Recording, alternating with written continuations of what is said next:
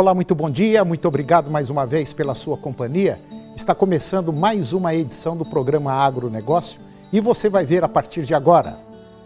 A Associação para a Difusão de Adubos mostra que em novembro foram entregues mais de 3 milhões e 500 mil toneladas de adubos ao consumidor final.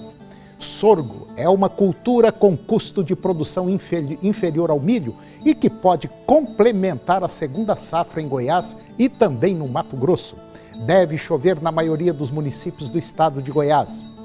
Como fica o setor agropecuário brasileiro depois da COP22? Brasil receberá em maio de 2018 a certificação de país livre de aftosa com vacinação. OCDE rebaixa o Brasil em escala de risco. E mais, será que o Moderfrota poderá ter mais recursos para o próximo ano? O agronegócio está começando.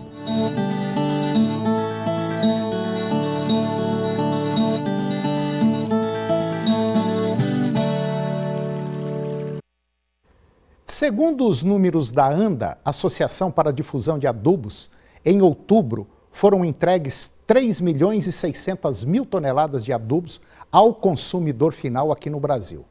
O volume foi menor que as 3 milhões e 900 mil toneladas em setembro, quando foi registrado o pico da entrega este ano, mas cresceu 8,2% em relação a outubro do ano passado.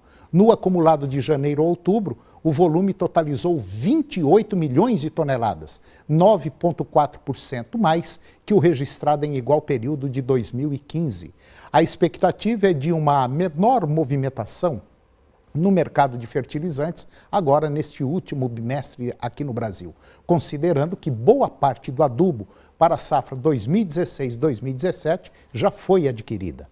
E com relação aos preços, a demanda mais fraca falou mais alto que as recentes altas do dólar em relação ao real. Houve uma ligeira queda na primeira quinzena de novembro e, segundo o levantamento da Scott Consultoria, em São Paulo, os preços dos fertilizantes nitrogenados, eles caíram em média 0,3% na comparação com a quinzena anterior.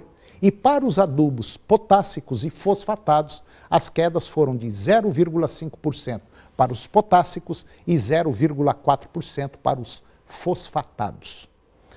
O sorgo é uma cultura com custo de produção inferior ao milho e que pode complementar a segunda safra tanto em Goiás quanto em Mato Grosso. A cultura não é uma novidade, mas voltou a ser pauta durante o primeiro simpósio de culturas alternativas realizado em Rondonópolis pela Associação dos Produtores de Soja e Milho lá do Mato Grosso, a AproSoja. As características positivas, segundo a Embrapa Milho e Sorgo, são muitas. O sorgo pode ser uma extensão do plantio de safrinha, principalmente por suas características hídricas, ou seja, o plantio da cultura utiliza menos água, além de sua janela ser maior que a do milho. E isso significa uma opção ao produtor que pode, por exemplo, plantar o milho até o dia 20 de fevereiro e o sorgo até o dia 10 de março. A produtividade e o mercado do sorgo são pontos atrativos que podem chamar a atenção do produtor.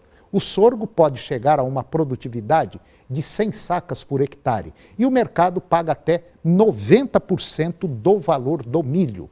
Uma outra característica relevante da cultura é o uso na nutrição.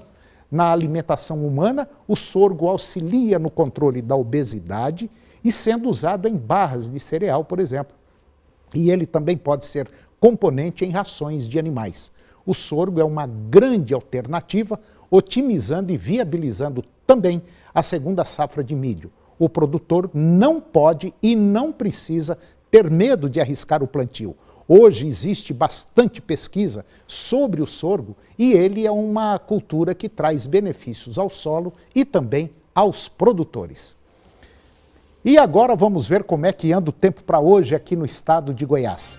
Para quase todos os municípios, nós teremos hoje tempo nublado e pancadas de chuva, principalmente à tarde. Muitas nuvens e pancadas com chuvas e com trovoadas também. Alguns municípios terão variação de nebulosidade, períodos curtos de sol intercalados com períodos de nuvens. Vamos conferir agora a temperatura para os principais municípios produtores de Goiás. Porangatu, 35 a máxima e 23 a mínima. Campos Belos, 37 a máxima e 26 a mínima.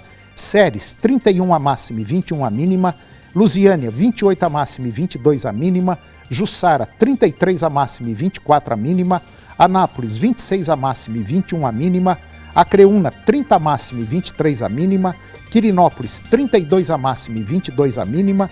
Jataí, 29 a máxima e 22 a mínima. Ipameri, 29 a máxima e 22 graus a temperatura mínima. E depois do intervalo, você vai ver que o Brasil vai receber em maio de 2018 a certificação de país livre de aftosa com vacinação. OCDE rebaixa o Brasil em escala de risco e mais. Será que o Moderfrota poderá ter mais recursos para o próximo ano? E o agronegócio brasileiro depois da COP22? Como fica? Nós voltamos já.